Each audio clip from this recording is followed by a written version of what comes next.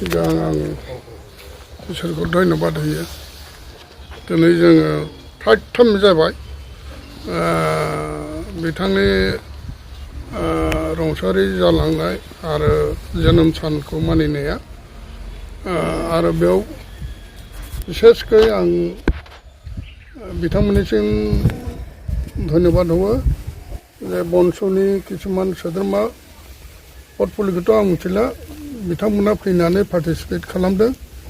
बिथांमोननि थाखाय धन्यबाद आं जोंनि फुराना वार्कारनिफ्राय आं साबायखर बावहरो आरो बिथांमोनाबो जाहाथे जुदिअ जोंनि गेजेराव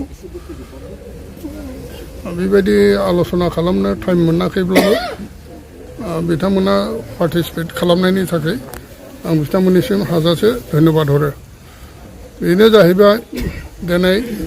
सासे जेनुइन मोनसे बिथाङा माने दावहारु मोनसे जाथिनि सेबक बिथांमोना जोंनि गेजेराव बर' हारिनि गेजेराव जोनोम लाफैदोंमोन खुब दुखिया न'खरनिफ्राय थेवबो बिथाङा साख्रिखौ गावनि बेसेबा गिदिर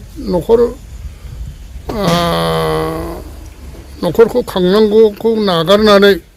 जाथि सेबा खालामबोदों बिथाङा बेनि थाखाय आं इसोरनाव आर'ज खालामो बिथांमोननि न'खरा जाहाथे सान्थियै थायो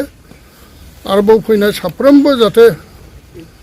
मेंनो रोङि डिस्ट्रिक्ट मोनब्रैनिफ्राय फैबाय बिथांमोना गावसोरनि दाम गोसा समायखौ नागारनानैब्लाबो दिनै जोंनि बिरखौनो होननांगोन बिथांनि जोनोम सानखौ मानिनो थाखाय माने लोब्बा लाफैदों आरो मदद होफैदों आं बिथांमोननि थाखायबो आं साबायखर बावहरो आरो फैगोन जि बाखि खामानि दं जोंनि गेजेराव मोनसे टारगेट दं जे जों आलादा बड' सेपारेट बड' मोनागौमानि जों उनथिं नायहरा उनथिं नायहरबाथाय मोनसे खोथा दं हालेवनायाव उनथिं नायहरोबा मोसौआ फाल जावो मैसोनाव थिग बिदिनो जों दा जों जेरखम सांग्राङै जोङो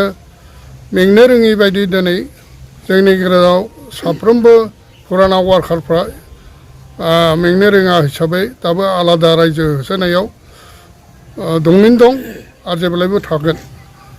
आं बेखौनो बुंनानै गुसुङै सुंद'यै बेखौनो बुंनानै आं फोजोबनाय जाबाय।